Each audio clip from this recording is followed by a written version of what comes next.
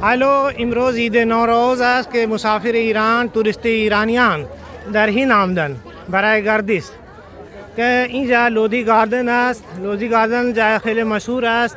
اینجا آثار قدیمه است که برای همه ایرانیان که برای موقع نوروز برای گردش لودی گاردن این آمدن، یک جا لودی گاردن جمع شدن و اینجا نوروز عید نوروز را یک دیگر را مبارکباد میدهند، تبریک میگویند و دعای خوشحالی میکنند که من مسافر ایران هستم، یک راهنما یعنی تور گاید هستم که با من یک گروه است.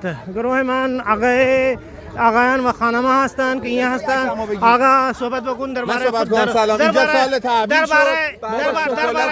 دور اسفونی هم اینجا دیدیم. صحبت کن درباره عید نوروز که عید نوروز چه چیزی تاریخ است. سواله درباره عید نوروز صحبت بکن. درباره عید نوروز صحبت بکن. نوروز تعطیلات عید داره که ما سفره افزایی میشه، هفت سفره افزایی داره، سمنو، سنجد، چیز دیگه بقیه نمیدونم. اوکی خوشحال. شما درباره خود معرفی بکن. شما خودتون معرفی کن. شما درباره خود بگو. درباره عید نوروز صحبت بکن.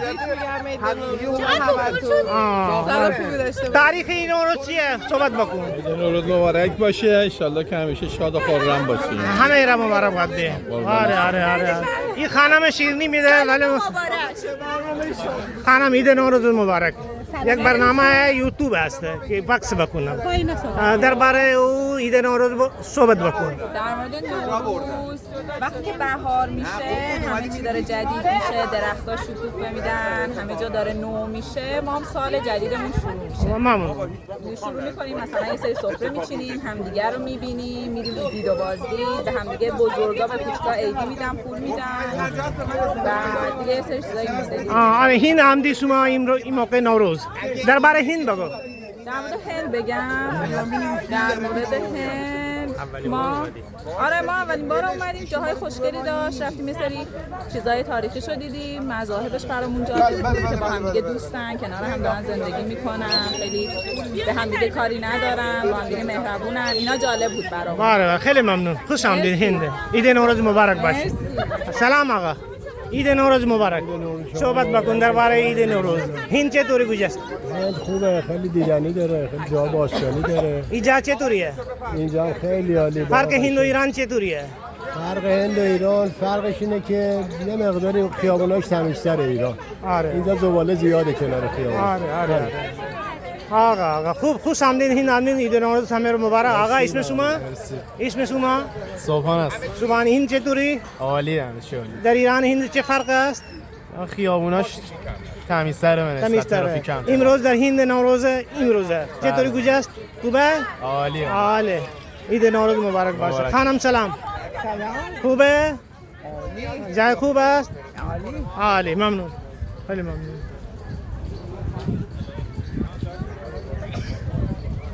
این آقای راهنمای ساجد مومین است. بعد اینکه ولاگ تموم شد یه بریم.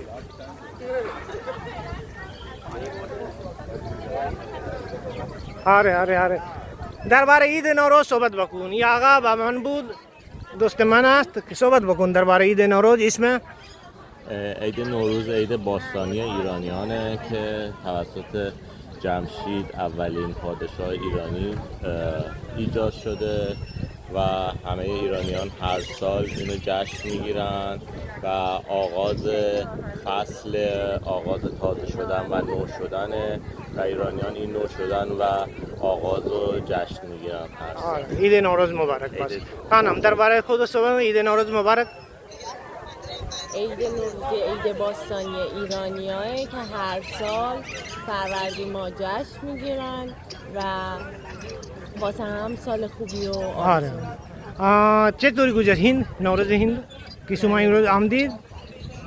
خوب است؟ بد است؟ امروز ما سال تحویل هند بودیم، همراه همسفرامون خب خوش گذشت. آره. تاریخ چی دیدنی هند؟ نه. دیروز که شما دیدن کردی چطوری بوده؟ از آسان؟ قطب مینار رفتی؟ مینار منار رفتیم، منار قطب خیلی خوش گذشت و خیلی قشنگ بود. آره دوستان شما را چی میگویی که در هند میایی یا نمیاین؟ شما چه مشوره میدی؟ دوست دارم بیان هند بالاخره مسافرت کنن، آثار باستانی رو ببینن. شرکت شما وایت پیجن است. وایت پیجن چطوری است؟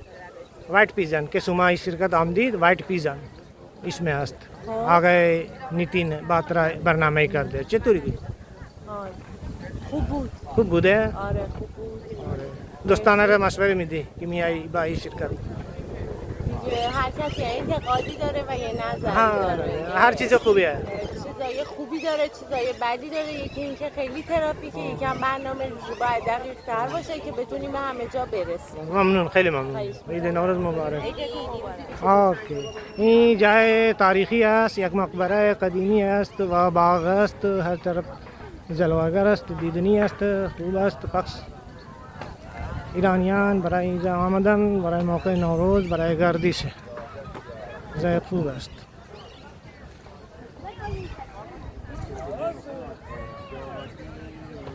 عید نوروز.